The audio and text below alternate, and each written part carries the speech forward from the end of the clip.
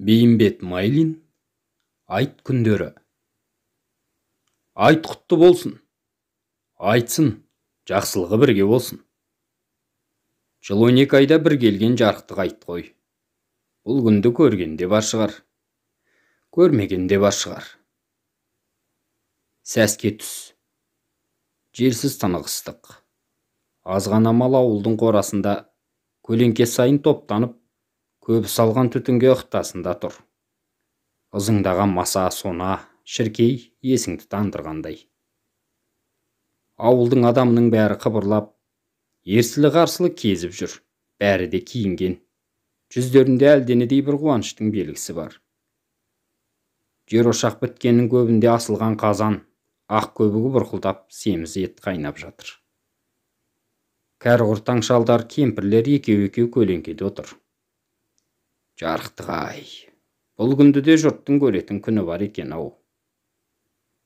Ауылдың орта жеріндегі бір үйдің алдында үйме-жүйме болған кісі. Ішінде кәрілеу кемпірлер, бірен-саран шалдау адамдар да бар. Біреуі пышақ қайрақ, бір жігіт семіздеу қызыл өгіз ұстап тұр. Шеттен келген адам: «Құрбандық қабыл болсын» дейді. «Әмин, айтқаның келсін» дейді шалдар. «Неғып кеш қалып жатырсыңдар?» «Малдың табылғаны осы болды. Шетінен ұстап соятын бұрынғы дәуір қайда?» Жұмағазы Зәйкүлмен шетте сөйлесіп тұр. «Сен шалсайш, мен қайтейін?» «Қой ойбай, өзің кір, мен ренжімеймін». «Кір кемпір, Жұмекең рұқсат берген соң несіне тоқталасың?» «Я шын айтам, шала ғой. Мен бұрында шалып жүрмін ғой. Құдай қабыл қылса, мақұрым қылмас». «Қой, мен әуре қылма». «Неге?» «Соны қалай шалатынын да, намазын қалай оқитынын да білмеймін». Алдыңғы қатардағы отаудан бұралып бір келіншек шықты. Басында шетін кеселеген шашақты көгілдір жаулық. Неше түрлі асыл тұмаршалар қадалған көк пүліш камзолдың төсі неше түрлі асыл ілгек алқын баулармен безелген. Тысқа шығып біраз тұрды да: «Еркежан» деді. Үйден 16-17 жас шамасындағы бұралған әдемі қыз шықты.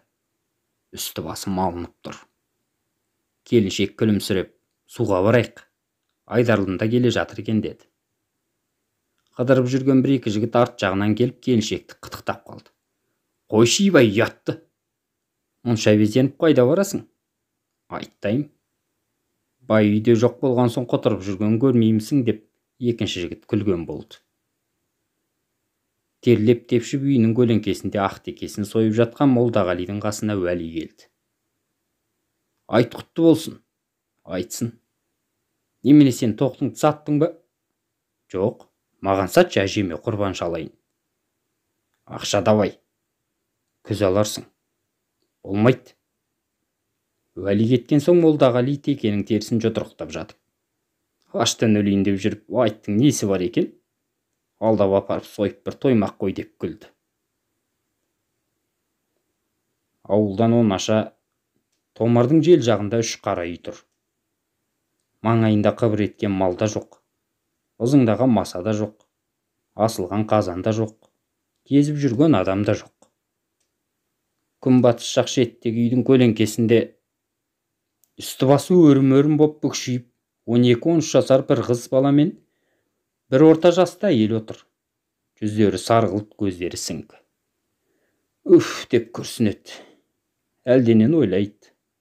Айдай әлем қуанып жатқан айтуған азап секілді. Бар айтатыны: «Сорлады-ау, сорладық-ау». Ауыл жақтан ақсаңдай басып, орта жастағы бір еркек келеді. Киімі алым-жұлым, мойнында дорба. «Қатын, бәкең қалай?» «Не қалайын сұрайсың, сорлады ғой». «Немене, қайтты ма?» «Қайтты». Көлеңкеге сылқ етіп құлай кетті, жылады. Ақырбайдың түбі аштан өлер деген осы екен-ау. Зейнеп ше? Кірпігі қимылдап жатыр еді, не болған білмеймін. О да өлген шығар. Мойнындағы дорбаны алып жерге тастай берді, ішінде бірдеңе бар секілді. «Бірдеңе таптың бәлде?» «Мардым, нәрсе жоқ». Тырдай жалаңаш 6-7 жасар бір ұл, бір қыз бала тысқа шыға келді. Қапшықтан алып жатқан домалақ малдың терісін көріп екеуі бірдей тарпа бас салды. Таласты. Қойыңдар құрғырлар, мә, біреуіңе жүректің құлағы бар. Күнімен жүргендегі әкелгенің осы ма деді қатыны. Қайтейін, бермеген соң. Мынау текенің ені, мынау жүректің құлағы. Мұны да итке лақтырған жерінен алдым. Жұрттан қайыр кеткен екен ғой.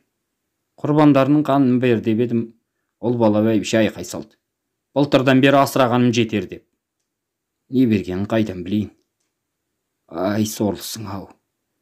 Мана өзім барғанда шек қарнын аршып бірталай нәрсе әкелетін едім. Аурудан шыға алмадым ғой.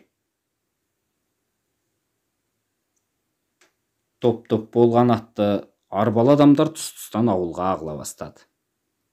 Ауылдың орта шеніндегі ақбоз үйдің маңайында лық толқыған адам, топтанған арба, ат, кілең бозбала. Бір топ ауыл қыдырып айтты қалып жүр. Ауыл гу-гу. Айт құтты болсын, жақсылығы бірге болсын. Жер ошақтың басында 3-4 адамның басы құралып қалды. Бірдеме естіп бастарын шайқасып отыр. Есілер-ай, қор болған екен. Бірден бірге жайылып хабар ақбоз үйдің маңайындағы көп адамға да жетті. Қатыны мен бәкен қайтыпты. Қашан? Бүгін. Алда бишарай. Қайтқандары да дұрыс болған екен. Тірідей қор болып еді. Айт күні қайтқандары тілеулері дұрыс болған екен бишаралардың. Дүние деген осы жігіттер, деді ортада отырған бір ақсақалды кісі. Едәуір жыл болды ау. Өгіз өлгеннің басында айт болып ат шаптырғанымызда, жиылған адам қанша болса да, бөгелмей-ақ қымызға қандырып шығарып еді. Ақырында бүгін сол бәкен қатынымен аштан өліп отыр. Тұз дәмін татқан жігіттер, ескеріңдер. Еттеріңді жеген соң жаназасын жерге тигізіңдер. Сауап қой. Ет желімді, қымыз ішілді. Жұрт жиналып елдің сыртындағы белеске шығып, жалау байлап ойын қылуға айналды. Ақсақал сөзін тыңдаған жан жоқ.